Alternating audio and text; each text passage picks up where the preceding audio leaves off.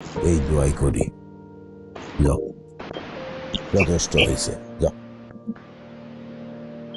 বন্ধুরা, দেখতে দেখতে জমে উঠেছে দেনা পাওনা নাটকটি ইতিমধ্যে আপনাদের ভালোবাসায় এগিয়ে চলেছে 1 থেকে 16 নম্বর পর্ব পর্যন্ত। হ্যাঁ, দেনা পাওনা নাটকটি 16 নম্বর পর্ব আপলোড করা হয়েছে।